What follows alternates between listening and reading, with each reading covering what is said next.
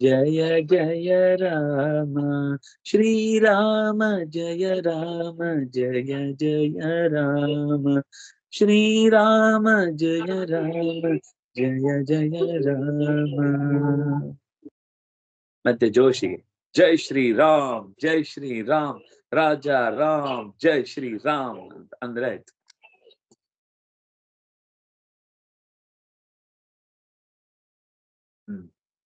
ಸರಿ, ಶುರು ಮಾಡೋಣ. ಓಂ ಜನ್ಮಾದ್ಯಸ್ಯ ಯತೋನ್ವಯಾದಿತರತಶ್ಚಾರ್ಥೇಷ್ವಭಿಜ್ಞಸ್ವರಾಟ್ ತೇನೇ ಬ್ರಹ್ಮ ಹೃದಯ ಆದಿಕವಯೇ ಮುಹ್ಯಂತಿ ಯಂ ಸೂರಯಃ ತೇಜೋ ವಾರಿ ಮೃದಾಂ ಯಥಾ ವಿನಿಮಯೋ ಯತ್ರ ತ್ರಿಸರ್ಗೋ ಮೃಷಾ ಧಾಮ್ನಾ ಸ್ವೇನ ಸದಾ ನಿರಸ್ತಕುಹಕಂ ಸತ್ಯಂ ಪರಂ ಧೀಮಹಿ ಯಂ ಪ್ರವ್ರಜಂತಮನುಪೇತಮಪೇತಕೃತ್ಯಂ ದ್ವೈಪಾಯನೋ ವಿರಹ ಕಾತರ ಆಜುಹಾವ ಪುತ್ರೇತಿ ತನ್ಮಯತಯಾ ತರವೋಪಿ ನೇದುಃ ತಂ ಸರ್ವಭೂತ ಹೃದಯಂ ಮುನಿಂ ಆನತೋಸ್ಮಿ ನಾರಾಯಣಂ ನಮಸ್ಕೃತ್ಯ ನರೋತ್ತಮಂ ಸರಸ್ವತೀಂ ವ್ಯಾಸಂ ತತೋ ಗ್ರಂಥಮುದೀರಯೇ. ಸ್ವಸ್ತ್ಯಸ್ತು ಸತಾಂ. ಹರಿ ಓಂ.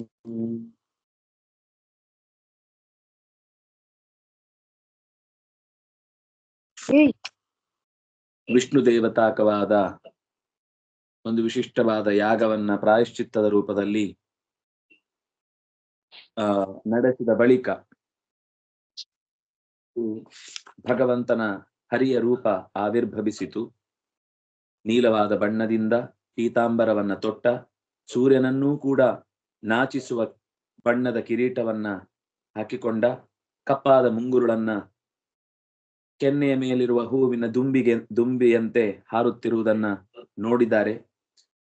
ಕರ್ಣಗಳ ಸುತ್ತ ಶೋಭಿಸುವ ಕುಂಡಲ, ಶಂಖಚಕ್ರ ಗದಾ ಪದ್ಮ ಗುರಾಣಿಗಳನ್ನ ಹಿಡಿದ ಬಂಗಾರದ ತೋಳ್ಬಳೆಗಳಿಂದ ಕೂಡಿದ ತೋಳುಗಳು, 8 ಭುಜಗಳಂತೆ ಒಂದು ಕರ್ಣಿಕಾರ ಹೂ ಹೇಗೆ ಅರಳಿದ್ರೆ ಕಾಣುತ್ತೋ ಹಾಗೆ ಅಷ್ಟಭುಜಗಳಿಂದ ವ್ಯಾಪೃತವಾದ ವಿಷ್ಣು ಕಾಣಿಸ್ತಾ ಇದೆ. ಕರ್ಣಿಕಾರ ಅಂತ ಅನ್ನೋದು ಒಂದು, ಅದರ ದಳಗಳೇ ಒಂಥರ ಗರಿ ಗರಿ ಗರಿ ಗರಿ ತರ ಇರುತ್ತೆ. ಹೀಗೆ ಅದನ್ನ ನೋಡಿದ್ರೆ ವಿಷ್ಣು ನಿಂತದ್ದು ಹಾಗೆ ಕಾಣಿಸ್ತಿತ್ತಂತೆ, ಕರ್ಣಿಕಾರ ಹೂ ನಿಂತಂತೆ ಕಾಣಿಸ್ತಿತ್ತಂತೆ. 8 ಭುಜಗಳಿಂದ ಅರಳಿ ನಿಂತ ಆಯುಧಗಳನ್ನು ಹಿಡಿದ ರೂಪವನ್ನು ನೋಡಿದಾಗ, ಎದೆಯಲ್ಲಿ ಲಕ್ಷ್ಮಿ ಇದ್ದಾಳೆ, ಕೊರಳಲ್ಲಿ ಮಾಲೆ ಹಾಕಿಕೊಂಡಿದ್ದಾನೆ, ಮುಖದಲ್ಲಿ ನಗು ತುಂಬಿದೆ, ವಿಶ್ವಕ್ಕೆ ಆನಂದ ಸಿಗ್ತಾ ಇದೆ.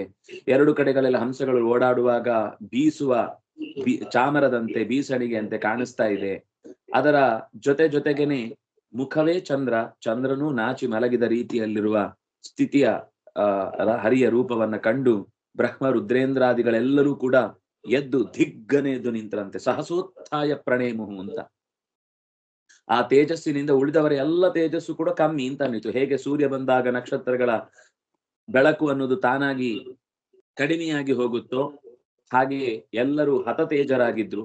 ಕಾರಣ ಇಷ್ಟೇ, ಯಾಗವೊಂದನ್ನ ಪೂರ್ತಿಗೊಳಿಸ್ಲಿಕ್ಕೆ ಬಿಡದೆ ಮಧ್ಯದಲ್ಲಿ ತಮ್ಮ ಆಟೋಪಗಳನ್ನ ತೋರಿಸಿ ಯಜ್ಞ ಧ್ವಂಸಕ್ಕೆ ಕಾರಣರಾಗಿದ್ರಿಂದ ನಾಲಿಗೆ ಒಣಗಿ ಹೋಗಿತ್ತು. ತಲೆಯಲ್ಲಿ ಯಾವ ಯೋಚನೆಯೂ ಕೂಡ ಏನು ಹೇಳಬೇಕು ಅಂತ ಗೊತ್ತಾಗದೆ ಕ್ಷಣ ಸ್ತಂಭೀಭೂತರಾದವರು ಆನಂತರ ಸ್ತುತಿಸಿ ಹರಿಯ ಮಹಿಮೆಯನ್ನ ನಿರಂತರ ಗುಣಗಾನ ಮಾಡಿದ್ರು. ದಕ್ಷನು ಕೂಡ ಯಜ್ಞೇಶ್ವರನಾದ ಪರಮಾತ್ಮನನ್ನ ಚಿಂತಿಸಿದ.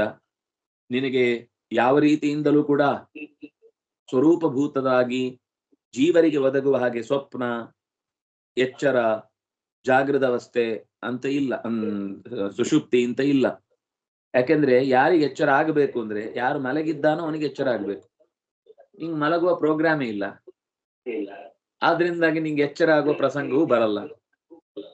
ಉಳಿದವರಿಗೆಲ್ಲ ಸ್ವಲ್ಪ ಜಾಡ್ಯ ಬರುತ್ತೆ, ಯಾಕಂದ್ರೆ ಜಡ ಶರೀರ ಇದೆ. ನಿನಗೆ ಜಡ ಶರೀರ ಇಲ್ಲ, ಆದ್ರಿಂದ ನಿನಗೆ ಜಾಡ್ಯ ಇಲ್ಲ.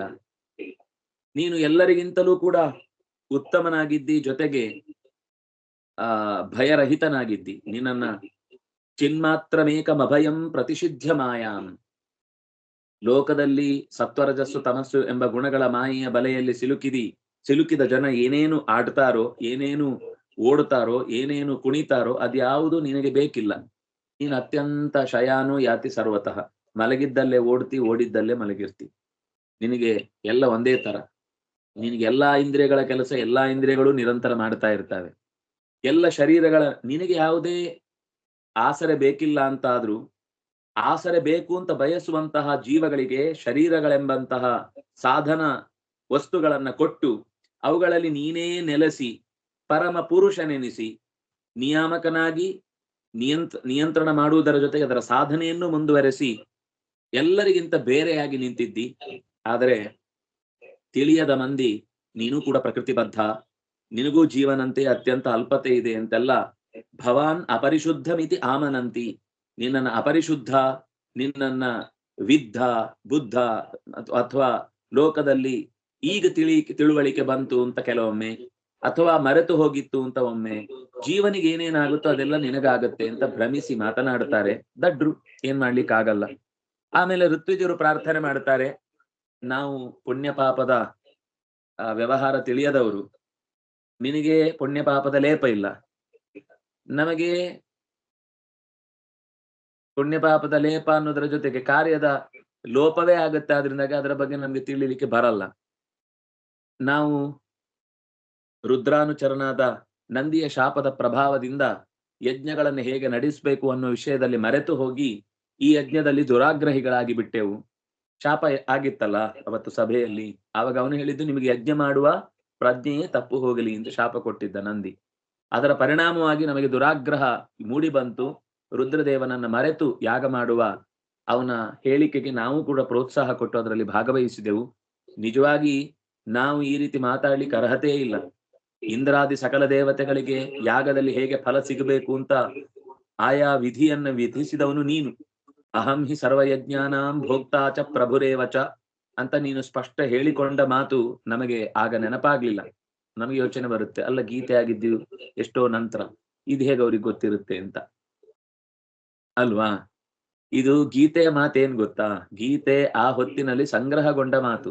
ಅದು ವೇದದ ಸಾರ ಮಾತನ್ನ ಅಲ್ಲಿ ಆ ಶಬ್ದದಲ್ಲಿ ಹೇಳಿದ್ದಾರೆ.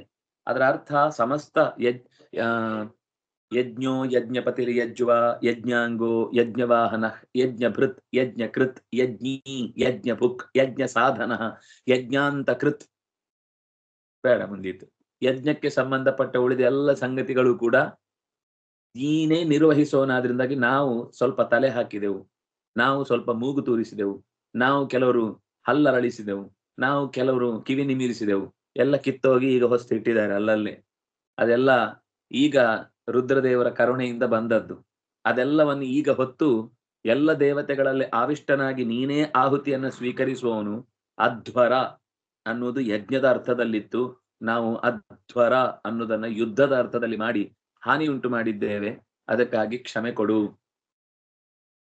3 ವೇದಗಳ ಸಾರವೆನಿಸಿದ ನೀನು ನಡೆಸುವಂತಹ ಪ್ರತಿಯೊಂದು ಕರ್ಮದಿಂದಲೂ ಕೂಡ ಲೋಕದಲ್ಲಿ ಎಲ್ಲರಿಗೂ ಪುಣ್ಯ ಬರಲಿ ಅಂತ ಈ ಯಜ್ಞವನ್ನ ಕೊಟ್ರೆ ಪುರಾ ಸೃಷ್ಟ್ವಾ ಪುರೋವಾಚ ಪ್ರಜಾಪತಿ ಅನೇನ ಪ್ರಸವಿಷ್ಯಧ್ವಂ ಯೇಷವೋಸ್ತ್ವಿಷ್ಟಕಾಮಧುಕ್. ನಿಮ್ಮ ಬಯಕೆಗಳನ್ನ ಈಡೇರಿಸಿಕೊಳ್ಳಿಕ್ಕೋಸ್ಕರ ಯಜ್ಞ ಅಂತ ಅನ್ನೋದು ಹುಟ್ಟಿ ಬಂದದ್ದು. ಆದ್ರೆ ಅದನ್ನ ಮರೆತು ನಮ್ಮ ಸ್ವಾರ್ಥವನ್ನ ಸಿದ್ಧಿಸ್ಲಿಕ್ಕೋಸ್ಕರ ಏನೋ ಎಡವಟ್ಟುಗಳೆಲ್ಲ ಆದವು.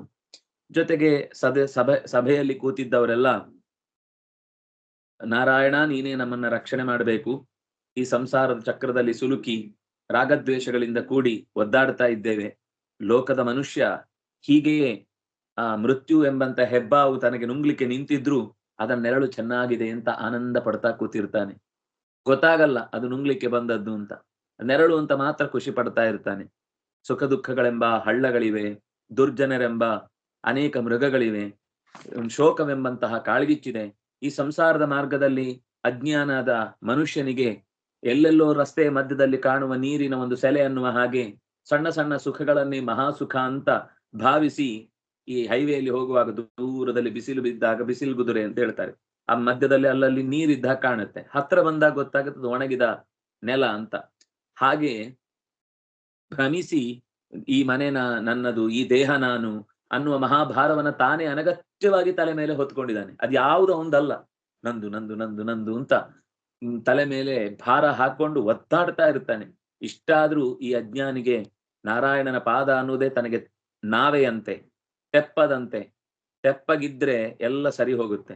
ನಾವು ಏನೇನೋ ಮಾತಾಡ್ಲಿಕ್ಕೆ ಹೋದ್ರೆ ಎಲ್ಲ ಎಡವಟ್ಟಾಗತ್ತೆ ಅಂತ ಅನ್ನೋದು ಗೊತ್ತಿಲ್ಲದೆ ಭಾರೀ ಮಾತಾಡಿ ಹೊರಳಿ ಒದ್ದಾಡ್ತಾನೆ ಅನ್ನೋದನ್ನ ಹೇಳಿದ್ರು. ಮುಂದೆ ರುದ್ರ ಸ್ತೋತ್ರ ಮಾಡ್ತಾನೆ. ತವ ವರದ ವರಾಂಘ್ರಾವಾಶಿಷ ಚಾನಭಿದ್ಯೆ ಹೆಪಿ ಮುನಿಭಿಃ ಅಸಕ್ತೈಃ ಆದರೇ ನಾರ್ಹಣೀಯೇ ಯದಿ ರಚಿತ ಧಿಯಂ ಮಾಂ ವಿದ್ಧಿ ಲೋಕಾಪವಿದ್ಧಂ ಜಗತಿನ ಗಣಯೇಯಂ ತ್ವತ್ಪರಾನುಗ್ರಹೇಣ. ರುದ್ರ ಹೇಳ್ತಾನೆ, ಓ ವರದಾಯಕನಾದ ಹರಿಯೇ, ನನ್ಗಿಂತ ಚೂರು ಮುಂದೆ ಹೋಗಿದ್ದೀನಿ ನೀನು. ನಾನು ಹರ, ನೀನು ಹರಿ. ನಿನ್ನ ಕಾಗುಣಿತ ಸ್ವಲ್ಪ ಮುಂದಿದೆ. ನಿನ್ನ ಉತ್ತಮವಾದ ಪಾದವನ್ನ ಲೋಕದ ಜನ ಕೇವಲ ಐಹಿಕ ಸುಖಕ್ಕಾಗಿ ಭಜಿಸ್ತಾರೆ. ವರಾಂಘ್ರವು ಆಶಿಷ ಕೇವಲ ಲೋಕದ ಆಸೆಗೋಸ್ಕರ ಉಪಾಸನೆ ಮಾಡುತ್ತಾರೆ. ಅದು ಸರಿಯಲ್ಲ. ಬ್ರಹ್ಮಜ್ಞಾನಿಗಳಾದವರು ಮಾತ್ರ ವಿಷಯಾಸಕ್ತಿಯನ್ನ ತೊರೆದು ಕೇವಲ ನಿನ್ನ ಪ್ರೀತಿಗಾಗಿ ಅದನ್ನು ಭಜಿಸ್ತಾರೆ. ಅರ್ಹಣೀಯೇ, ಅವು ಎರಡೂ ಕೂಡ ಅತ್ಯಂತ ಅರ್ಹವಾದವುಗಳು. ಮುನಿಗಳಾದವರು ಅಸಕ್ತರಾಗಿ, ಲೋಕದಲ್ಲಿ ಅಸಕ್ತರಾಗಿ ಆದರವನ್ನ ತೋರಿ ನಿನ್ನಲ್ಲಿಗೆ ಸಾಗಿ ಬರ್ತಾರೆ. ಅಷ್ಟ ಅವರಿಗೆ ಈ ಐಹಿಕ ಸುಖಗಳ ಬಗ್ಗೆ ಯೋಚನೆ ಇಲ್ಲದೆ ಅವ್ರು ನಿನ್ನ ಬಳಿಗೆ ಬಂದದ್ರಿಂದ ಐಹಿಕ ಸುಖ ಫ್ರೀ, ಅವ್ರು ಕೇಳಬೇಕಾಗಿಲ್ಲ. ಅದನ್ನ ಮತ್ತೆ ಅಯ್ಯೋ ನನಗೆ ಅದು ಬೇಕಿತ್ತು ಇದು ಬೇಕಿತ್ತು ಅಂತ ಲಿಸ್ಟೇ ಮಾಡುವುದು ಬೇಡ. ನೀನು ಬೇಕು ಅಂತ ದೇವರನ್ನು ಕೇಳಿದ್ರೆ ಕಿಮಲಭ್ಯಂ ಭಗವತಿ ಪ್ರಸನ್ನೆ ಶ್ರೀನಿಕೇತನೇ ಅಂತ ಮಾತು. ಕಿಮಲಭ್ಯಂ, ಏನ್ ಅಲಭ್ಯ ಹೇಳಿ? ಭಗವಂತ ಟಿಂಗ್ ಅಂತ ದೇವರು ಉತ್ತರ ಕೊಟ್ಟ. ನಿನ್ನನ್ನ ಒಪ್ಪಿಕೊಂಡ್ರೆ, ಮೆಚ್ಚಿಕೊಂಡ್ರೆ ಯಾವುದು ಅಲಭ್ಯ ಹೇಳಿ? ಎಲ್ಲವೂ ಕೂಡ ಸರ್ವದಾ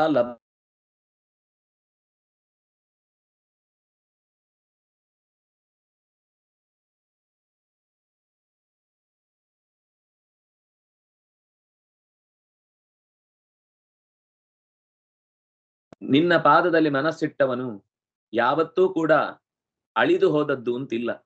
ನಾನು ಕೂಡ ತ್ವತ್ಪರಾನುಗ್ರಹೇಣ, ನಿನ್ನ ವಿಶೇಷವಾದ ಅನುಗ್ರಹದಿಂದ ಲೋಕದ ಎಲ್ಲ ಸಂಹಾರ ಕಾರ್ಯಗಳನ್ನ ಯಶಸ್ವಿಯಾಗಿ ನಡೆಸ್ತಾ ಇದ್ದೇನೆ.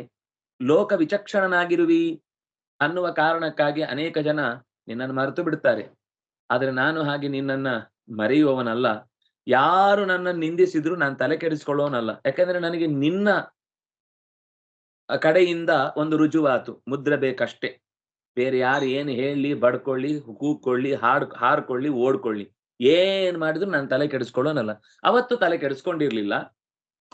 ಆದ್ರೆ ಸತಿಯ ವಿರಹ ಕಾಡಿದ ಹೊತ್ತು ಅನ್ಯಾಯವಾಗಿ ಆಕೆ ಆ ಸಭೆಯಲ್ಲಿ ನನ್ ಮೇಲ್ ಕೋಪ ಇತ್ತು, ಸರಿ. ನನ್ ಮೇಲ್ ಕೋಪ ತೋರಿಸುದು ಬಿಟ್ಟು ಅವಳನ್ನೂ ಆದರ ಮಾಡದೆ, ಮಗಳು ಅಂತ ನೋಡದೆ ಅವಳ ಎದುರುಗಡೆನೆ ನನ್ನನ್ನು ಅವಮಾನ ಮಾಡಿದಾಗಲೂ ಅವನಿಗೆ ತನ್ನ ಕರುಳು ಚುರುಕ್ ಅನ್ಲಿಲ್ಲ.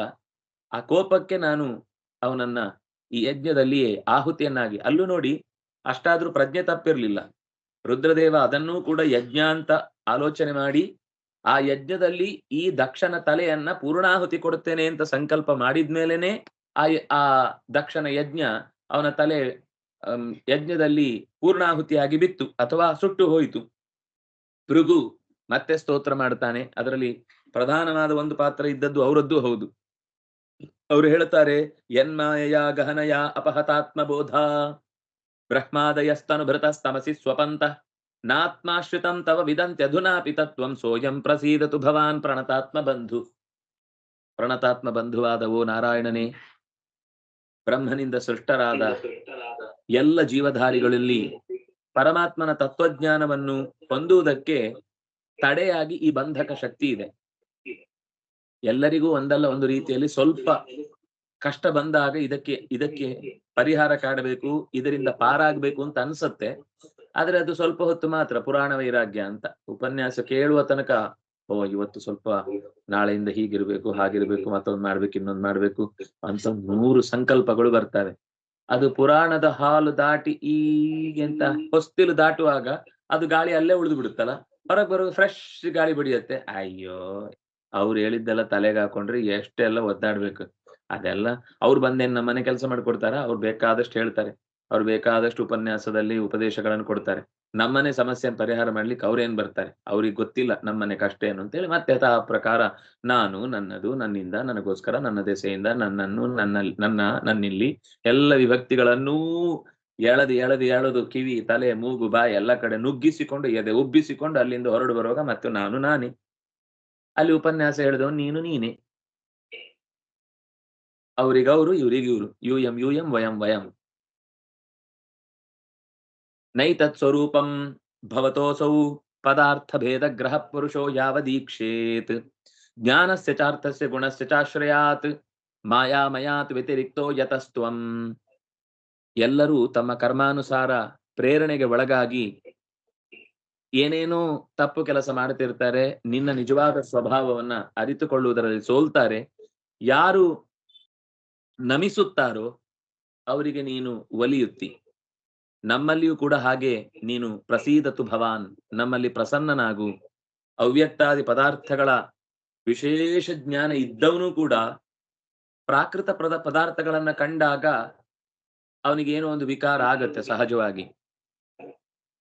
ಅದು ನಿನ್ನ ಸ್ವರೂಪ ದೇಹ ಅಲ್ಲ ಅಂತ ಗೊತ್ತಿರ್ಬೇಕಿತ್ತು. ಆದ್ರೆ ಕೆಲವೊಂದ್ ಸರ್ತಿ ನಿನ್ನಂತೆ ಅದನ್ನ ಕಂಡು ಶಬ್ದಾದಿ ವಿಷಯಗಳಿಗೆ ಬಲಿಯಾಗಿ ಅಲ್ಲೇ ಶಾಶ್ವತವಾದ ಸತ್ಯ ಇದೆ ಅಂತ ಭಾವಿಸಿ ತಮ್ಮ ಕರ್ಮಗಳಲ್ಲಿ ಲೋಪವನ್ನು ಅನುಭವಿಸ್ತಾರೆ, ಕರ್ಮದ ಲೇಪವನ್ನು ಅನುಭವಿಸ್ತಾರೆ. ಲೋಪ ಮಾಡಿದ್ರಿಂದ ತಾನೇ ಲೇಪ. ಲೋಪ ಇಲ್ಲದಿದ್ರೆ ಲೇಪ ಎಲ್ಲಿಂದ? ಲೋಪ ಆಗುವುದು ಕೂಡ ಅದು ಕರ್ಮದ ವಿಧಿಯಲ್ಲೇ ಒಂದು ಭಾಗ. ಆದ್ರಿಂದಾಗಿ ನಿನ್ನ ದೇಹ ಪ್ರಾಕೃತ ದೇಹಕ್ಕಿಂತ ಅತ್ಯಂತ ವಿಲಕ್ಷಣ. ಜ್ಞಾನಸ್ಯ ಚ ಅರ್ಥಸ್ಯ ಚ ಗುಣಸ್ಯ ಚ ಆಶ್ರಯಾತ್. ಈ ಎಲ್ಲದಕ್ಕೂ ನೀನು ಆಶ್ರಯ ಹೊರತು ನೀನಲ್ಲ. ಲೋಕದ ಪ್ರವೃತ್ತಿಗಳಿಗೆ ಕಾರಣವಾದ ವಸ್ತುಗಳೇನಿದೆ, ಗುಣಗಳೇನಿದೆ, ಅದು ನಿನ್ನದೇ ಪರಿಣಾಮದಿಂದ ಆಗುವಂಥದ್ದು, ನಿನ್ನದೇ ಅನುಗ್ರಹದ ವ್ಯವಸ್ಥೆಯಿಂದ ಆಗುವಂಥದ್ದು. ಹಾಗಾಗಿ ಆನಂದ ಸ್ವರೂಪನಾದದ್ದು, ಆನಂದ ಸ್ವರೂಪವಾದದ್ದು ನಿನ್ನ ಶರೀರ. ಪ್ರಾಕೃತ ಶರೀರ ಎಲ್ಲ ಈ ಲೋಕದ್ದು. ವಿಶೇಷ ಜ್ಞಾನಿಗಳು ಇದನ್ನ ನಿನ್ನ ಅನುಗ್ರಹದಿಂದ ತಿಳಿಯುತ್ತಾರೆ. ಆದ್ರೆ ಬೇರೆಯವರು ವ್ಯತಿರಿಕ್ತ, ನಿನ್ನ ಅನುಗ್ರಹಕ್ಕೆ ಒಳಗಾಗದವರು. ರಾಮನಿಗೂ ಪಾಪ ಹೆಂಡತಿಯನ್ನು ಕಳ್ಕೊಂಡು ಅಳು ಬಂತು. ಅವನು ಅತ್ತ, ಕೃಷ್ಣನು ಕೂಡ ಬೆಣ್ಣೆ ಕದ್ದ. ಅಯ್ಯೋ ಕಳ್ಳ.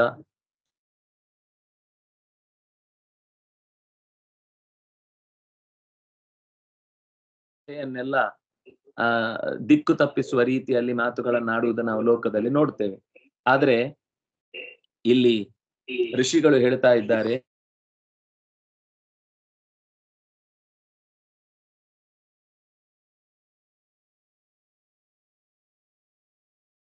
ತಿಳಿದಿದ್ರೆ ಕ್ಷಮಿಸ್ಬೇಕು ಅಂತ. ಇಂದ್ರ ಅವನು ಸ್ತೋತ್ರ ಮಾಡ್ತಾನೆ, ಹೇ ಅಚ್ಯುತ, ಚ್ಯುತಿ ಇಲ್ಲದವ ನೀನು. ಯಾರಿಗೆ ಚ್ಯುತಿ ಇದೆಯೋ ಅವನು ಲೋಕದಲ್ಲಿ ಈ ಕರ್ಮದ ಚಕ್ರದಲ್ಲಿ ಸುತ್ತುತ್ತಾನೆ. ನೀನು ಅಚ್ಯುತ, ನಿನ್ನಲ್ಲಿ ಯಾವ ಚ್ಯುತಿಯೂ ಇಲ್ಲ. ಯಾಕಂದ್ರೆ ನೀನು ಎಲ್ಲವನ್ನು ತಿಳಿದು ಪರ್ಫೆಕ್ಟ್ ಆಗಿ ಕಾರ್ಯವನ್ನ ಮಾಡುವನು. ನೀನು ಪರಮ ಶಕ್ತಿ. ನೀನು ಒಂದು ಕ್ಷಣ ಮುಂದೆ ಮಾಡಲ್ಲ, ಒಂದು ಕ್ಷಣ ಹಿಂದ್ ಮಾಡಲ್ಲ. ಒಂದು ಏನಂತಾರೆ, ಕಾಸು ಬಿಟ್ಟು ಕೊಡುವನಲ್ಲ ನೀನು. ಯಾವ ಕ್ಷಣಕ್ಕೂ ಯಾರಿಗೂ ಕೂಡ ಹೆಚ್ಚು ಕೊಡ್ಲಿಕ್ ಬಿಡಲ್ಲ, ಕಮ್ಮಿಯೂ ಕೊಡ್ಲಿಕ್ ಬಿಡಲ್ಲ. ನೀನು ಪರಮ ಲೆಕ್ಕಾಚಾರದ ಮನುಷ್ಯ. ಅದರಿಂದ ನಿನ್ನಲ್ಲಿ ಚ್ಯುತಿ ಇಲ್ಲ. ಯಾರಲ್ಲಿ ಚ್ಯುತಿ ಆಗತ್ತೆ ಅಂತಂದ್ರೆ, ಯಾರಲ್ಲಿ ದೋಷಗಳಿರ್ತಾವೋ ಅವನಲ್ಲಿ ಚ್ಯುತಿ ಆಗುತ್ತೆ. ಕಣ್ಣಿಗೆ ಕಾಣುವ ನಿನ್ನ ಈ ಶರೀರ ಅದು ನಮಗೆ ಅನುಗ್ರಹದ ದೃಷ್ಟಿಯಿಂದ ಸಿಕ್ಕಿದೆ ಬಿಟ್ರೆ, ಅದನ್ನ ಹಾಗೆ ಸುಲಭವಾಗಿ ನಿನ್ನನ್ನ ಕಂಡು ಎಲ್ಲರೂ ಕೂಡ ಅನುಭವಿಸ್ಲಿಕ್ಕಾಗುವಂಥದ್ದಲ್ಲ. ವಪುಹು ಆನಂದಕರಂ, ಅದು ಅಂತರಂಗದಿಂದ ಕಾಣುವಂಥದ್ದು ಹೊರತು ಹೊರಗಿನ ಕಣ್ಣಿನಿಂದ ಕಾಣುವಂಥದ್ದಲ್ಲ. ಅದು ಎಂತಹದ್ದು? ವಿಶ್ವಭಾವನಂ. ಇಡೀ ವಿಶ್ವದ ಪ್ರತಿಯೊಂದು ಚಟುವಟಿಕೆಯೂ ಕೂಡ ನಿನ್ನ ಕಣ್ಣಡಿಯಲ್ಲೇ ನಡೆಯುತ್ತೆ. ಕಣ್ಣಿನಡಿಯಲ್ಲಿ, ಕನ್ನಡಿಯಲ್ಲ, ನಿನ್ನ ಕಂಗಳಡಿಯಲ್ಲೇ ಇದೆಲ್ಲವೂ ಕೂಡ ನಡೆಯುತ್ತೆ. ಹಾಗಾಗಿ ಆ ನಿನ್ನ ಶರೀರದಲ್ಲಿ ಈ ಜಗತ್ತು ತುಂಬಿಕೊಂಡಿದೆ. ಆದ್ರಿಂದಾಗಿ ಅಸುರ ಸಂಹಾರಕ್ಕಾಗಿ ನೀನು ಅನೇಕ ಆಯುಧಗಳನ್ನು ತೊಟ್ಟು ನಿನ್ನೊಳಗೆ ಇರುವ ಜಗತ್ತಿನೊಳಗೆ ಮತ್ತೆ ನೀನು ಇಳಿದು ಬರ್ತಿ. ಇದು ಸ್ವಾರಸ್ಯ. ಅಂದ್ರೆ ನೀನು ಅಸಾಧಾರಣವಾದ ಶಕ್ತಿ ಇಂತಹದ್ದೇ. 8 ಭುಜಗಳಿಂದ ನೀನು ತೊಡುವ ರೂಪ ಕಣ್ಮನಗಳಿಗೆ ಅತ್ಯಂತ ಆನಂದಕರ. ಆ ಯಜ್ಞಶಾಲೆಯ ದೀಕ್ಷೆಯನ್ನ ತೊಟ್ಟ ಪ್ರಜಾಪತಿಯ ಮಡದಿಯರೆಲ್ಲ ಪ್ರಾರ್ಥನೆ ಮಾಡುತ್ತಾರೆ. ಆ ದಕ್ಷ ಮಾಡಿದ ಅಪರಾಧದಿಂದಲೇನೆ ಈ ಯಜ್ಞದಲ್ಲಿ ಅನೇಕ ತಪ್ಪುಗಳು ನಡೆದವು. ಅದರಿಂದ ರುದ್ರದೇವ ನಾಶ ಮಾಡಬೇಕಾಯಿತು. ಹೇ ಪದ್ಮನಾಭ, ಹೊಕ್ಕಳಲ್ಲಿ ಚೊಕ್ಕದಾದ ಕಮಲವನ್ನ ಹೆತ್ತವನೇ, ನೀನು ಯಜ್ಞೇಶ್ವರ. ನಮ್ಮ ಯಜ್ಞದ ಭಾವವನ್ನ ಉತ್ಸವವನ್ನಾಗಿ ನೀನು ಕೇವಲ ನಿನ್ನ ಕಡೆಗಣ್ಣ ನೋಟದಿಂದ ಅದರ ಮೇಲೆ ದೃಷ್ಟಿ ಹಾಯಿಸಿದ್ರೆ ಸಾಕು. ಒಂದು ಸಾಮಾನ್ಯ ವಸ್ತುವು ಕೂಡ ಅತ್ಯಂತ ಅಭೂತಪೂರ್ವವಾದ ವಸ್ತುವಾಗುತ್ತೆ. ತನ್ನಸ್ತ್ವಂ ಶವಶಯನಾಭ ಶಾಂತವೇದಂ ಯಜ್ಞಾತ್ಮನ್ ನಳಿನ ರುಚ ದೃಶಾ ಪುನೀಹಿ. ದೃಶಾ ಕಂಗಳಿಂದಲೇ ಪುನೀಹಿ, ನಮ್ಮನ್ನ ಪವಿತ್ರಗೊಳಿಸು ಅಂತ, ಪೂರ್ಣಗೊಳಿಸು, ಪವಿತ್ರಗೊಳಿಸು, ಫಲದಾಯಕವಾಗುವಂತೆ ಅದನ್ನು ಅನುಗ್ರಹಿ. ನೀನು ಮಾಡುವಂತಹ ಪ್ರತಿಯೊಂದು ಕರ್ಮವೂ ಅನನ್ವಿತಂತೆ ಭಗವನ್ ವಿಚೇಷ್ಟಿತಂ. ಲೋಕದಲ್ಲಿ ಬೇರೆ ಯಾರು ಕೂಡ ಅಂದಾಜು ಮಾಡ್ಲಿಕ್ಕಾಗುದಿಲ್ಲ ದೇವ್ರು ಯಾಕೆ ಈ ಕರ್ಮ ಹೀಗ್ ಮಾಡ್ದ. ಮೊದಲು ತಮ್ಮನಾಗಿ ಹುಟ್ಟಿದವ ಲಕ್ಷ್ಮಣನಾಗಿ, ಕೃಷ್ಣಾವತಾರದಲ್ಲಿ ಅಣ್ಣನಾಗಿ ಹುಟ್ಟಿದ ಬಲರಾಮ. ಅಲ್ಲಿ ಶೇಷ ಲಕ್ಷ್ಮಣನಾಗಿ ಹುಟ್ಟಿದ, ಇಲ್ಲಿ ಶೇಷ ಬಲರಾಮನಾಗಿ ಹುಟ್ಟಿದ. ನಮ್ಗೆ ಗೊತ್ತಾಗುದಿಲ್ಲ ಯಾಕೆ ಅಂತ. ಆದ್ರೆ ವೇದ ಹೇಳುತ್ತೆ, ಲಕ್ಷ್ಮಣನಾಗಿ ಮಾಡಿದ ಅವನ ಪುಣ್ಯ ಸ್ವಲ್ಪ ಜಾಸ್ತಿ ಆಯ್ತಂತೆ. ಅದು ಅತಿಯಾದ್ರೆ ಎಲ್ಲವೂ ಕೂಡ ವಿಷವೇ. ಅದಕ್ಕೋಸ್ಕರ ಸ್ವಲ್ಪ ಅಣ್ಣನನ್ನಾಗಿ ಮಾಡಿ ತಮ್ಮನ ಮೇಲೆ ಸ್ವಲ್ಪ ದಬ್ಬಾಳಿಕೆ ಮಾಡುವುದಕ್ಕೆ ಬೇಕಾದ ಅವಕಾಶ ಕೊಟ್ಟ. ಆ ದಬ್ಬಾಳಿಕೆ ಮಾಡಿ ತಮ್ಮನಾಗಿ ಮಾಡಿದ ಪುಣ್ಯದಲ್ಲಿ ಸ್ವಲ್ಪ ಭಾಗ ಹೋಯ್ತು. ಅವನು ಎಷ್ಟು ಪಡಿಬೇಕಿತ್ತು ಅಷ್ಟು ಉಳಿಯಿತು, ಮುಗಿದೋಯ್ತು. ದೇವರು ಲೆಕ್ಕಾಚಾರ ವಿಭಾಗ ಮಾಡುವುದರಲ್ಲಿ ತುಂಬಾ ನಿಸ್ಸೀಮ. ಆದ್ರಿಂದಾಗಿ ರಾಮಾಯಣದಲ್ಲಿ ಸುಗ್ರೀವ, ಮಹಾಭಾರತದಲ್ಲಿ ಕರ್ಣನಾಗಿ ಹುಟ್ಟಿದ, ವಾಲಿಯಾಗಿ ಹುಟ್ಟಿದ ಇಂದ್ರ ಮಹಾಭಾರತದಲ್ಲಾಗುವಾಗ ಅರ್ಜುನನಾಗಿ ಹುಟ್ಟಿದ. ಅಲ್ಲೂ ಎಷ್ಟು ಸ್ವಾರಸ್ಯ ಇದೆ ಗಮನಿಸಿ. ಹನುಮಂತ ಯಾರ ಪರವಾಗಿರ್ತಾನೋ ಅವರ ಪರದೇವರು ಇರ್ತಾನೆ. ವಿಭೀಷಣನ ಪರವಾಗಿ ಹನುಮಂತ ನಿಂತ. ಹಾಗಾಗಿ ರಾಮ ವಿಭೀಷಣನ ತನ್ನಲ್ಲಿಗೆ ಕರ್ಕೊಂಡ. ಹನುಮಂತ ಸುಗ್ರೀವನ ಪರವಾಗಿ ನಿಂತ. ಹಾಗಾಗಿ ಸುಗ್ರೀವನನ್ನ ಗೆಲ್ಲಿಸಿದ ಹೊರತು ವಾಲಿಯನ್ನು ಗೆಲ್ಲಿಸ್ಲಿಲ್ಲ. ಮಹಾಭಾರತದಲ್ಲಿ ಸ್ವಲ್ಪ ಟರ್ನ್ ಆಯ್ತು. ಅದೇ ಭೀಮಸೇನ ಅರ್ಜುನನ ಪರವಾಗಿ ನಿಂತ. ಹಾಗಾಗಿ ಅರ್ಜುನನ ಗೆಲ್ಲಿಸಿದ. ಕರ್ಣನ ಪರವಾಗಿ ನಿಲ್ಲಿಲ್ಲ, ಅವನನ್ನು ಸೋಲಿಸಿದ. ಹನುಮಂತ ಯಾಕೆ ಹಾಗೆ ಮಾಡ್ದ? ಮತ್ತೆ ಯೋಚನೆ. ಸುಗ್ರೀವನಾಗಿ ಮಾಡಿದ್ ಸ್ವಲ್ಪ ಓವರ್ಲೋಡ್ ಆಗಿತ್ತು, ಅದಕ್ಕೆ ಕರ್ಣನಾಗಿ ಕಳ್ಕೊಂಡ. ಆ ಕಡೆಯಿಂದ ವಾಲಿಯಾಗಿ ತಪ್ಪು ಮಾಡಿ ಅವನಿಗೆ ಪಶ್ಚಾತ್ತಾಪ ಉಂಟಾಯಿತು. ತಾನು ಮಾಡಿದ ತಪ್ಪು ಅನ್ನುವ ಪ್ರಜ್ಞೆಯಿಂದ ಪ್ರಾಣವನ್ನ ಕೊನೆಯ ಕಾಲಕ್ಕೆ ಕಳ್ಕೊಂಡ. ಹಾಗಾಗಿ ಅವನು ಅರ್ಜುನನಾಗಿ ಹುಟ್ಟಿ ಕೃಷ್ಣನ ಅತ್ಯಂತ ಹತ್ತಿರದ ಸೇವೆಯನ್ನು ಮಾಡುವ ಭಾಗ್ಯವನ್ನ ಪಡೆದ. ಅಂದ್ರೆ ಭೀಮಸೇನ ಅರ್ಜುನನನ್ನ ಬೆಂಬಲಿಸಿದ ಅನ್ನುವ ಕಾರಣಕ್ಕೆ ಕೃಷ್ಣ ಅರ್ಜುನನನ್ನ ಜೊತೆಗಿಟ್ಟುಕೊಂಡ. ಅಂದ್ರೆ ಇದು ಲೆಕ್ಕಾಚಾರ ಅನ್ನುವ ವಿಷಯ ಬಂದಾಗ, ನೀನು ಕರ್ಮದ ಲೆಕ್ಕಾಚಾರದಲ್ಲಿ ತೇ ವಿಚೇಷ್ಟಿತಂ, ನಿನ್ನ ಈ ಚೇಷ್ಟೆಗಳಿದೆಯಲ್ಲ, ಇದು ಯಾರಿಗೂ ಕೂಡ ತಿಳಿಲಿಕ್ಕೆ ಬರುದಿಲ್ಲ. ಅನನ್ವಿತಂ, ಯಾಕಾಯ್ತು, ಎಲ್ಲಾಯ್ತು, ಹೇಗಾಯ್ತು, ಯಾವುದಕ್ಕೋಸ್ಕರ ಆಯ್ತು, ಒಂದು ಈ ಮಾತು ನಮ್ಗೆ ತಲೆಯಲ್ಲಿರ್ಬೇಕು. ಕೆಟ್ಟದಂತೂ ದೇವರು ಮಾಡಲ್ಲ. ತನ್ನ ವೈಯಕ್ತಿಕ ಹಿತಾಸಕ್ತಿಯನ್ನ ಬಯಸಿ ಯಾವತ್ತೂ ಯಾರ ಮೇಲೂ ಯಾವುದೇ ಪ್ರಭಾವವನ್ನು ಬೀರಲ್ಲ. ಏನಾಗುತ್ತೆ ಅಂದ್ರೆ, ತುಂಬಾ ಶ್ರದ್ಧೆಯಿಂದ ಪ್ರಾರ್ಥನೆ ಮಾಡಿದಾಗ ತುಂಬಾ ದೊಡ್ಡ ಪ್ರಮಾಣದಲ್ಲಾಗುವ ವೇದನೆಯನ್ನ ಸ್ವಲ್ಪ ಕಡಿಮೆ ಮಾಡ್ತಾನೆ, ಅಷ್ಟು ಅವನು ಅನುಗ್ರಹ ಮಾಡ್ತಾನೆ. ಕರ್ಮ ಪ್ರಾರಬ್ಧ ಆಗಿದ್ರೆ ಅದನ್ನ ತಪ್ಪಿಸ್ಲಿಕ್ಕೆ ಆಗುದಿಲ್ಲ. ಅದು ಪ್ರಾರಬ್ಧ ಉತ್ತಮ ಜನಾಹ ನ ಪರಿತ್ಯಜಂತಿ. ಅದು ಪ್ರಾರಬ್ಧ ಬೇರೆ. ಆದ್ರೆ ಏವಮಪ್ಯಶುಭಂ ಕರ್ಮ ನ ಭೂತಂ ನ ಭವಿಷ್ಯತಿ. ಯಾವತ್ತೂ ಕೂಡ ಅನುಭವಿಸ್ಬೇಕಾದ ಕರ್ಮವನ್ನು ಯಾರೂ ತಪ್ಪಿಸ್ಲಿಕ್ಕಾಗುದಿಲ್ಲ. ಉತ್ತಮ ಜನ ಒಪ್ಪಿಕೊಂಡು ಅನುಭವಿಸ್ತಾರೆ, ಉತ್ತಮರಲ್ಲದವರು ಬೈಕೊಂಡು ಅನುಭವಿಸ್ತಾರೆ. ಅಷ್ಟೇ ವ್ಯತ್ಯಾಸ. ಅನುಭವಿಸ್ಲೇಬೇಕು, ಅದನ್ನು ಬದಲಾಯಿಸ್ಲಿಕ್ಕೆ ಆಗಲ್ಲ. ಆದ್ರೆ ಸಜ್ಜನರು ಏನ್ ಮಾಡ್ತಾರೆ, ಪರೀಕ್ಷಿತ್ನಂಥವನು ಶಾಪ ಬಂತು, ಸರ್ಪದಿಂದ ಸಾವು, ಆಯ್ತು, ನಾನು ಮಾಡಿದ ತಪ್ಪಿಗೆ ತುಂಬಾ ಚಿಕ್ಕ ಶಿಕ್ಷೆ ಕೊಟ್ಟಿದ್ದಾನೆ, 7 ದಿವಸ ಬದುಕಿಸಿದ್ದಾನೆ, 7 ದಿನ ಬದುಕ್ತೇನೆ ಅಂತ ನನಗೆ ಗೊತ್ತು ಮಾಡಿದ್ದಾನೆ. ಗೊತ್ತು ಮಾಡುವುದರ ಜೊತೆಗೆ ಎಲ್ಲ ಋಷಿಗಳು ಇಲ್ಲಿಗೆ ಹುಡುಕಿಕೊಂಡು ನನಗೋಸ್ಕರ ಬಂದಿದ್ದಾರೆ. ಅವನು ಪ್ರತಿಯೊಂದನ್ನು ಧನಾತ್ಮಕವಾಗಿ ಯೋಚನೆ ಮಾಡಿದ. ಅದೇ ಕಂಸ ಅಲ್ಲೇ ಸಾರ್ವಜನಿಕ ಸಭೆಯಲ್ಲೇ ತನ್ನ ಮಗಳ ತನ್ನ ತಂಗಿಯ ಕುತ್ತಿಗೆಯನ್ನ ಕತ್ತರಿಸಿ ಬಿಡ್ತೇನೆ ಅಂತ ಕತ್ತಿಯನ್ನು ಎತ್ತಿಕೊಂಡು ನಿಂತ. ಇಷ್ಟೇ ವ್ಯತ್ಯಾಸ. ಸಜ್ಜನರು ಯಾರು, ದುರ್ಜನರು ಯಾರು ಅಂತ ಹುಡುಕ್ಲಿಕ್ಕೆ ತುಂಬಾ ಕಷ್ಟ ಪಡ್ಬೇಕಾಗಿಲ್ಲ. ತಮಗೆ ಅವಮಾನ ಆದಾಗ್ಲೂ ಅಥವಾ ಸಾವಿನ ಅಥವಾ ನೋವಿನ ಯಾವುದೇ ಪ್ರಸಂಗ ಉಂಟಾದಾಗ್ಲೂ ಬೇರೆ ಯಾರನ್ನೂ ದೂರದೆ, ತಪ್ಪಾಗಿದ್ರೆ ಶಿಕ್ಷೆ ಕೊಡುವ ಅಧಿಕಾರ ಇದ್ದಾಗ ಬೇರೆ, ಅಲ್ಲೂ ಕೂಡ ದ್ವೇಷ ರಾಗಗಳ ಬಳಕೆ ಇಲ್ಲದೆ ತಪ್ಪಿಗೆ ಶಿಕ್ಷೆ ಕೊಡುವುದು ಬೇರೆ. ಆದ್ರೆ ಹಾನಿಯಾದಾಗ ನಾನೇ ಯಾವುದೋ ಒಂದು ಅನುಭವಿಸ್ಲಿಕ್ಕಿತ್ತು, ಅದು ಬಾಕಿ ಹೀಗೆ ಮುಗಿದು ಹೋಗುತ್ತೆ, ಮುಂದೆ ಕ್ಯಾರಿ ಆಗುದಿಲ್ಲಲ್ಲ, ಅನುಭವಿಸಿ ಮುಗಿದೋಯ್ತಲ್ಲ. ಈಗ ತಪ್ಪಿಸಿಕೊಳ್ಳಿಕ್ಕೆ ಏನೋ ಹವನಾಹು ಹೋಮ ಅಂತ 100 ಮಾಡಿಸಿದೆವು ಅಂತ ಇಟ್ಟುಕೊಳ್ಳಿ, ಮಾಡಿಸ್ಬೇಕಾದದ್ದಾದ್ರೆ ಮಾಡಿಸ್ಬೇಕು, ತಪ್ಪಲ್ಲ. ಆದ್ರೆ ಅದೆಲ್ಲ ಪರಿಹಾರ ಆಗ್ಬೇಕು ಅಂತ ನಾವು ಮಾಡುವುದರ ತಾತ್ಪರ್ಯ ಏನು ಅಂದ್ರೆ, ಅದು ಪೋಸ್ಟ್ಪೋನ್ ಆಗುತ್ತೆ ಅಷ್ಟೇ. ಇವತ್ತಾಗಲ್ಲ, 1 ವಾರ ಬಿಟ್ಟಾಗುತ್ತೆ, 2 ವರ್ಷ ಬಿಟ್ಟಾಗುತ್ತೆ, 5 ವರ್ಷ ಬಿಟ್ಟಾಗುತ್ತೆ. ಈಗ ಸ್ವಲ್ಪ ಗಟ್ಟಿ ಮುಟ್ಟಿರುತ್ತೆ ಶರೀರ, ತಡ್ಕೊಳ್ಳಿಕ್ ಆಗ್ತಿತ್ತು.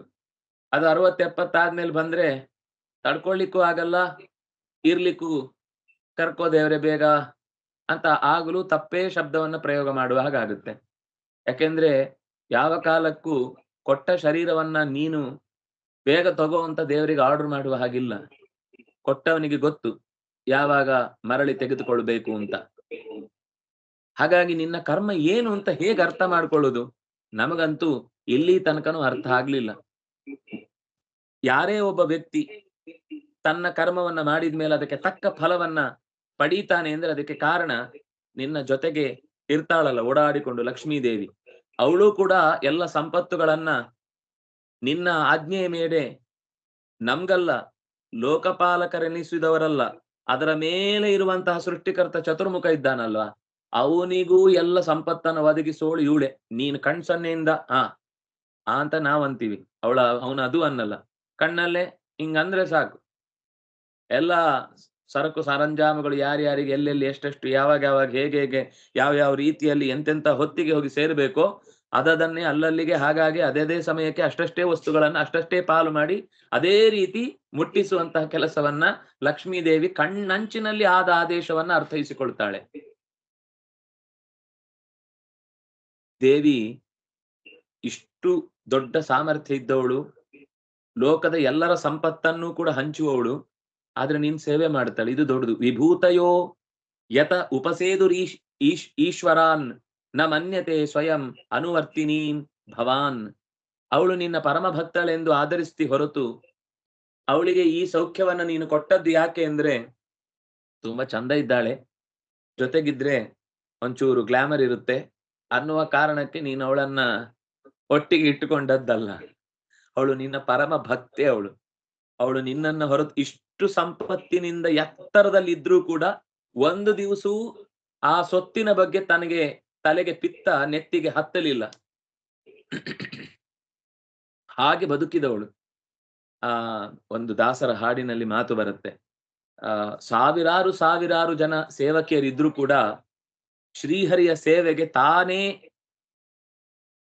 ಕೋಟಿ ಭೃತ್ಯರಿರಲು ನಿನ್ನ ಪ್ರತಿಯೊಂದು ಸೇವೆಗೆ ಜೊತೆಗೆ ಎಣ್ಣೆ ಕೊಡ್ಲಿಕ್ಕೊಬ್ರು, ಕಡ್ಲೆ ಹಿಟ್ಟು ಕೊಡ್ಲಿಕ್ಕೊಬ್ರು, ಮೈ ತಿಕ್ಲಿಕ್ಕೊಬ್ರು, ಎಲ್ಲ ಸೇವೆಗೆ ಸಿದ್ಧ ಇದ್ರೂ ಕೂಡ ನೀನೇ ಪ್ರತ್ಯೇಕವಾದ ರೂಪಗಳನ್ನ ತೊಟ್ಟು ನಾರಾಯಣನ ಎಲ್ಲ ಪರಿವಾರದ ಸೇವೆಯನ್ನು ಮಾಡುವುದರ ಉದ್ದೇಶ ಅವಳಿಗಷ್ಟು ಪ್ರೀತಿ. ಲಕ್ಷ್ಮೀ ಅಕ್ಷೀಣ ದೀಕ್ಷಾ ಗಣಯಿತು ಅನುಪಕ್ರಾಂತ ಸಂವಿದ್ ಗುಣಾನ ಆನಂತ್ಯಾನಿ ಸ್ವಭರ್ತು ಪದ ಕಮಲ ಕನಿಷ್ಠಾಂಗುಲಿ ಸನ್ನಖಸ್ಯ.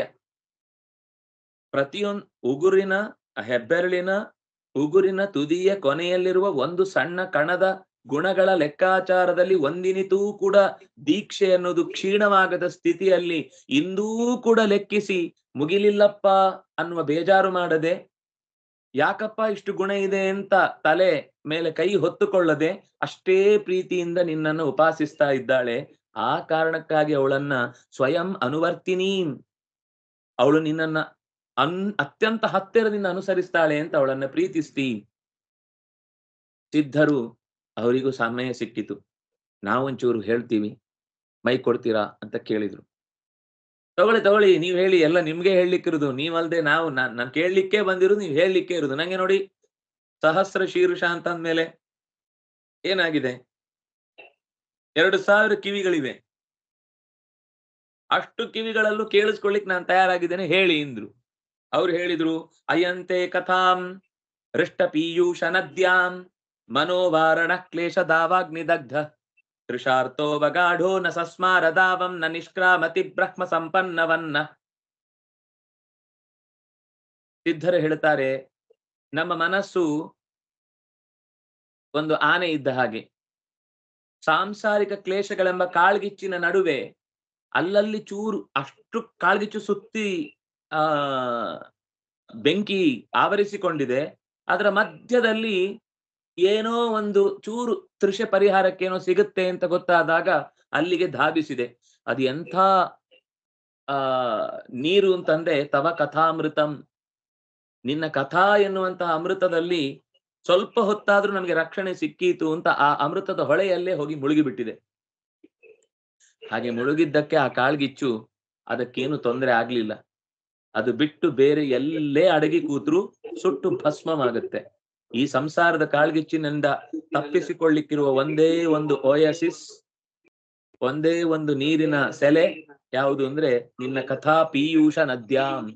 ಪೀಯೂಷ ಅಂತಾರೆ, ಅಮೃತ ಅಂತ ಪೀಯೂಷ ಅಂದ್ರೆ.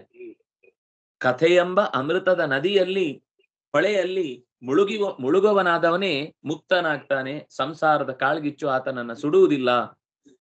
ನ ನಿಷ್ಕ್ರಾಮತಿ ಬ್ರಹ್ಮ ಸಂಪನ್ನವನ್ನ. ಯಾರು ಈ ಕಥೆಯಲ್ಲಿ ಮುಳುಗದೆ ಏನಾಗುತ್ತೆ ಸ್ವಲ್ಪ ಹೊತ್ತಾದ್ಮೇಲೆ ಹೋಗುತ್ತೆ ಅಂತಿದ್ರೆ ಅವನ ಜೊತೆಗೆ ಹೋಗುತ್ತದು, ಅವನನ್ನು ಕರ್ಕೊಂಡೇ ಹೋಗುತ್ತೆ, ಬಿಟ್ಟಂತೂ ಹೋಗಲ್ಲ ಅದು. ಆಗ ಯಜಮಾನಿ ದಕ್ಷನ ಮಡದಿ ಪ್ರಾರ್ಥನೆ ಮಾಡ್ತಾಳೆ, ಸ್ವಾಗತಂತೆ ಪ್ರಸೀದೇಶ ತುಭ್ಯಂ ನಮಃ ಶ್ರೀನಿವಾಸ ಶ್ರಿಯಾಕಾಂತ ಯಾತ್ರಾಹಿನ ತ್ವಾಮೃತೆ ಧೀಶನಾಂಗೈರ್ ಮಖ ಶೋಭತೆ ಶೀರ್ಷಹೀರಕ್ಕ ಬಂಧೋ ಯಥಾ ಪೂರುಷಃ. ಸ್ವಾಗತ, ಪ್ರಸೀದೇಶ, ಪ್ರಸನ್ನನಾಗು, ಹೇ ಶ್ರೀನಿವಾಸ, ಲಕ್ಷ್ಮಿಯೊಡೆಗೆ ಜೊತೆಗೆ ಚೆನ್ನಾಗಿ ನೀನು ಶೋಭಿಸ್ತಾ ಇದ್ದಿ. ತ್ರಾಹಿನಃ, ನಮ್ಮನ್ನ ಕಾಪಾಡು. ನಿನ್ನನ್ನು ಹೊರತುಪಡಿಸಿ ಈ ಯಜ್ಞಕ್ಕೆ ಅರ್ಥವೇ ಇಲ್ಲ. ಋತ್ವಿಜರು ಏನಾದ್ರೂ ಯಜ್ಞ ಇಲ್ಲಿಯ ತನಕ ಮಾಡಿದ್ರೆ ಅದು ಸುಮ್ನೆ ಒಂದು ಹೊಗೆ ಎಬ್ಬಿಸಿದ ಕಾರ್ಯಕ್ರಮ ಅಷ್ಟೇ, ಮನೆಯಲ್ಲಿ ಉರುವಲು ಹಾಕಿದ ಹಾಗೆ. ಅದಕ್ಕೆ ಅರ್ಥವೇ ಇಲ್ಲ. ನಿನ್ನನ್ನು ಮರೆತು ಮಾಡಿದ ಕೆಲಸ ಆ ಕಡೆ ಏನು ಬೇಯ್ಲೂ ಇಲ್ಲ, ಒಂಚೂರು ತಲೆ ಬೆಂದೋಯ್ತಷ್ಟೇ, ಇನ್ನೇನು ಬೇಯ್ಲಿಲ್ಲ ಅದರಲ್ಲಿ. ಹಾಗಾಗಿ ಅದೂ ಇಲ್ಲದೆ ಕಬಂಧ, ಕಬಂಧ ಅಂದ್ರೆ ತಲೆ ಇಲ್ಲದ ಕೆಳಗಿನ ಭಾಗಕ್ಕೆ ಕಬಂಧ ಅಂತಾರೆ. ಕಕಾರದ ಬಂಧನ ಯಾವುದಕ್ಕಿದೆಯೋ ಅದು ಕಬಂಧ. ಕ ಅಂದ್ರೆ ತಲೆ, ಕವನ್ನ ಬಂಧಿಸುವಂತದ್ದು ಯಾವುದು? ಈ ಕುತ್ತಿಗೆ. ಹಾಗಾಗಿ ಈ ಕುತ್ತಿಗೆಯ ಕೆಳಭಾಗ ಮೇಲಿನ ಭಾಗಕ್ಕೆ ಬಂಧಿಸುವಂತಹ ಒಂದು ವಸ್ತು, ಅದು ಮಾತ್ರ ಇದ್ದು ಶೀರ್ಷಹೀನಃ ಕಬಂಧೋ ಯಥಾ ಪೂರುಷಃ. ತಲೆ ಇಲ್ಲದ ಶರೀರದಂತೆ ನೀನಿಲ್ಲದ ಯಜ್ಞವಾಗುತ್ತೆ. ನೀನಿಲ್ಲದ ಯಜ್ಞ ತಲೆ ಇಲ್ಲದ ಶರೀರವಾಗುತ್ತೆ. ನಮ್ಮ ಸ್ಥಿತಿ ಈಗ ಹಾಗೆ ಆಗಿತ್ತು. ಅದಕ್ಕೆ ದಕ್ಷನ ತಲೆ ಹೋಯ್ತು. ದಕ್ಷನ ತಲೆ ಹೋದದ್ದಕ್ಕೆ ಇನ್ನೇನು ಕಾರಣ ಅಲ್ಲ, ಈರ್ಷ್ಯೆ ತುಂಬಿತ್ತಲ್ವಾ, ಅಲ್ಲಿ ಭಗವಂತ ಬರ್ಲಿಲ್ಲ. ಯಾವಾಗ ಈರ್ಷ್ಯೆ ತುಂಬುತ್ತೋ ಅಲ್ಲಿ ದೇವರಿರಲ್ಲ. ದೇವರಿರ್ಲಿಲ್ಲ ಅಂದ್ಮೇಲೆ ಅಲ್ಲಿ ಚತುರ್ಮುಖನು ಬರಲ್ಲ. ಚತುರ್ಮುಖ ಬರ್ಲಿಲ್ಲ ಅಂತ ಆದ್ಮೇಲೆ ರುದ್ರದೇವ ಅಂತ ಅಲ್ಲಿ ಬರ್ಲಿಕ್ಕೆ ಸಾಧ್ಯವೇ ಇಲ್ಲ. ಅವ್ನು ತಾನಾಗಿಯೇ ಬರುವುದಕ್ಕೆ ಏನು ಕಷ್ಟ ಇರ್ಲಿಲ್ಲ. ನೀವು ಕೊಡೋದೇ ಇದ್ರು ನಾನೇ ಬಂದು ಇಸ್ಕೊಂಡು ಹೋಗ್ತೇನೆ ಅಂತ ಹೇಳ್ಬೋದಿತ್ತು.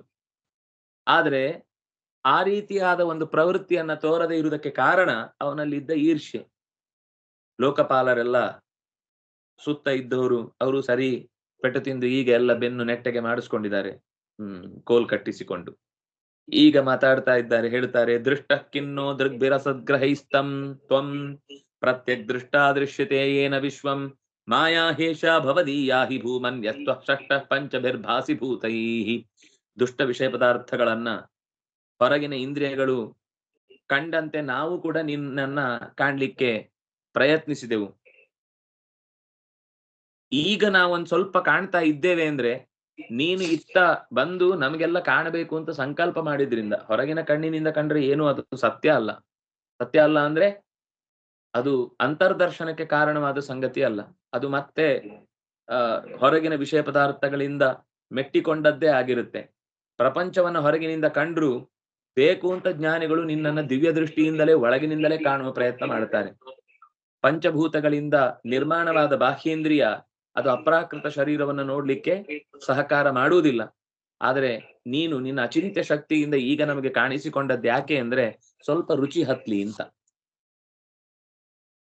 ಹೊರಗೆ ಕಾಣುತ್ತೆ ಕೆಲವೊಮ್ಮೆ. ಈಗ ದುರ್ಯೋಧನ ಕೃಷ್ಣನನ್ನು ನೋಡಿದಾನೆ, ನೋಡಿಲ್ಲ ಅಂತಿಲ್ಲ. ಆದ್ರೆ ಅವನಿಗೆ ಒಬ್ಬ ಗೋವಳನ ಹಾಗೆ ಕಂಡ, ಕಳ್ಳನ ಹಾಗೆ ಕಂಡ, ಸ್ತ್ರೀಲೋಲನ ಹಾಗೆ ಕಂಡ ಹೊರತು ಅವನಿಗೆ ಕೃಷ್ಣನಾಗಿ ಕಾಣ್ಲಿಲ್ಲ. ಅದೇ ಡೇಂಜರ್ ಅಂತ ಹೇಳುದು. ಆ ಅಂಶಕ್ಕೇನೆ ಹೊರಗಿನ ಕಂಡ್ರೆ ಸಾಕಾಗುದಿಲ್ಲ, ಅದು ಮತ್ತೆ ಒಳಗಿನ ಕಣ್ಣಿಗೆ ಹೋಗಬೇಕು ಅಂತ ಹೇಳುದು ಇಷ್ಟೇ ಕಾರಣ. ಉಳಿದವರು ಕಂಡ್ರು, ಯಾರು ಧೃತರಾಷ್ಟ್ರ ಕಂಡಿದ್ದಾನೆ, ಅವನಿಗೂ ಒಂದ್ಸರ್ತಿ ಕಣ್ಣು ಬಂತು. ನಿಮಗೆ ಕತೆ ಗೊತ್ತಿಲ್ಲ ಅನ್ಸುತ್ತೆ ಅಲ್ವಾ? ನೋಡೋಣ, ಇನ್ನೊಮ್ಮೆ ನೆನಪು ಮಾಡಿ ಹೇಳ್ತೇನೆ. ಅವನಿಗೂ ಒಂದ್ ದಿವಸ ಕಂಡಿತ್ತು. ಆ ಉಳಿದವರೆಲ್ಲ ಕಂಡು ಸ್ಫೂರ್ತಿ ಪಡೆದ್ರು ಹೊರತು ಅದೇ ಪರಮ ದರ್ಶನ ಅಂತ ಭಾವಿಸ್ಲಿಲ್ಲ. ಅರ್ಜುನಾದಿಗಳು ಕಂಡ್ರು ಕೂಡ ಮತ್ತೆ ಅವರು ಸಾಧನೆ ಮಾಡಿಯೇ ಭಗವಂತನ ಅಂತರಂಗದಿಂದ ಕಾಣುವುದಕ್ಕೆ ಪ್ರಯತ್ನಿಸಿದ್ರು. ಹೀಗಾಗಿ ನಿನ್ನ ಚಿಂತ್ಯ ಶಕ್ತಿಯಿಂದ ಈಗ ನಮಗೆ ಕಣ್ಣಿಗೆ ಹೊರಗಣ್ಣಿಗೆ ನೀನು ಕಾಣ್ತಾ ಇರುವುದು ಕೇವಲ ನಮ್ಮ ಆಸೆಯನ್ನು ಹೆಚ್ಚಿಸುವುದಕ್ಕೋಸ್ಕರ, ನಿನ್ನನ್ನು ಇನ್ನಷ್ಟು ಸ್ಪಷ್ಟವಾಗಿ ಅರ್ಥ ಮಾಡಿಕೊಳ್ಬೇಕು ಅನ್ನುವ ಆಸೆಯನ್ನು ಹುಟ್ಟಿಸುವುದಕ್ಕೋಸ್ಕರ. ಹೀಗೆ ಮುಂದೆ ಯೋಗೇಶ್ವರರು ಪ್ರಾರ್ಥನೆ ಮಾಡ್ತಾರೆ. ಆಮೇಲೆ ಚತುರ್ಮುಖನೇ ಸ್ವತಃ ಪ್ರಾರ್ಥನೆ ಮಾಡ್ತಾನೆ. ಅಗ್ನಿ ಈಗ ಚೆನ್ನಾಗಿ ಉರಿತಾ ಇದ್ದಾನೆ. ಆಗ ಸುಮ್ನೆ ಉರುವಲು ಹಾಕಿದಾಗಿತ್ತು. ಈಗ ಇದ್ಮಾಧಾನ ಎಲ್ಲ ಕ್ರಮವಾಗಿ ಮಾಡಿದ್ರಿಂದ ಅವನಿಗೆ ಭಾರಿ ಖುಷಿ ಆಯ್ತು. ಓಹ್, ನಾರಾಯಣ ಬಂದು ಕೂತ ಅಂದ್ರೆ ನನಗೊಂದು ಅರ್ಥ ಇದೆ. ನಾನು ಹವ್ಯವಾಹ ಅಂತ ಅನ್ನೋದು ನಿಜವಾದ ಅರ್ಥದಲ್ಲಿ ಈಗ ಹವ್ಯವಾಹ ಅಂತ ಭಾವಿಸಿ ಅವನು ಹೊಗಳ್ತಾನೆ. ಮತ್ತೆ ದೇವತೆಗಳು ಮಾತಾಡ್ತಾರೆ, ಗಂಧರ್ವರು ಮಾತಾಡ್ತಾರೆ, ವಿದ್ಯಾಧರರು ಮಾತಾಡ್ತಾರೆ, ಅನೇಕ ಸಾಮಗಾನ ಮಾಡಿದವರು ಮಾತಾಡ್ತಾರೆ, ಯಜುಸ್ಸಿನ ಮಂತ್ರವನ್ನ ಉಲ್ಲೇಖ ಮಾಡಿದವರು ಮಾತಾಡ್ತಾರೆ. ಹೀಗೆ ಪ್ರತಿಯೊಬ್ಬರು ತಮ್ಮ ಸ್ತೋತ್ರವನ್ನ ಪರಿಚಯ ಮಾಡಿಕೊಟ್ಟ ಮೇಲೆ ಮತ್ತೆ ಮೈತ್ರೇಯ ಈ ಕಥೆಯ ಮುಂದುವರಿದ ಭಾಗವನ್ನ ಹೇಳ್ತಾನೆ, ಏನಾಯ್ತು ಅಂತನ್ನುವುದನ್ನ. ಇದು ಮುಂದೆ ಷಣ್ಮುಖನ ಹುಟ್ಟಿಗೆ ಕಾರಣವಾದ ಸಂಗತಿಯನ್ನ ನಿರೂಪಣೆ ಮಾಡುತ್ತೆ. ನಾಳೆ ಆ ಭಾಗದ ಶ್ರವಣವನ್ನ ಅನುಸಂಧಾನ ಮಾಡೋಣ ಅಂತ ಹೇಳ್ತಾ, ಕಾಯೇನ ವಾಚ ಮನಸೇಂದ್ರಿಯೈರ್ವಾ ಬುದ್ಧ್ಯಾತ್ಮನಾ ವಾನುಸೃತ ಸ್ವಭಾವ ಕರೋಮಿ ಯದ್ಯತ್ ಸಕಲಂ ಪರಸ್ಮೈ ನಾರಾಯಣಾಯೇತಿ ಸಮರ್ಪಯಾಮಿ. ತಪಸ್ವಿನೋ ದಾನಪರಾ ಯಶಸ್ವಿನೋ ಮನಸ್ವಿನೋ ಮಂತ್ರವಿದಸ್ಸು ಮಂಗಲ ಕ್ಷೇಮಂ ನ ವಿಂದಂತಿ ವಿನಾ ಯದರ್ಪಣಂ ತಸ್ಮೈ ಸುಭದ್ರ ಶ್ರವಸೇ ನಮೋ ನಮಃ. ಬ್ರಹ್ಮಾರ್ಪಣಂ ಬ್ರಹ್ಮಹವಿ ಬ್ರಹ್ಮಾಗ್ನೌ ಬ್ರಹ್ಮಣಾಹುತಂ ಬ್ರಹ್ಮೈವ ತೇನ ಗಂತವ್ಯಂ ಬ್ರಹ್ಮ ಕರ್ಮ ಸಮಾಧಿನಾ. ಸರ್ವೇ ಭವಂತು ಸುಖಿನಃ ಸರ್ವೇ ಸಂತು ನಿರಾಮಯಾಃ. ಸರ್ವೇ ಭದ್ರಾಣಿ ಪಶ್ಯಂತು ಮಾ ಕಶ್ಚಿತ್ ದುಃಖ ಭಾಗ್ ಭವೇತ್. ಧರ್ಮಸ್ಯ ವಿಜಯೋ ಭೂಯಾತ್ ಅಧರ್ಮಸ್ಯ ಪರಾಭವ. ಸದ್ಭಾವನಾ ಪ್ರಾಣಭೃತಾಂ ಭೂಯಾತ್ ವಿಶ್ವಸ್ಯ ಮಂಗಲಂ.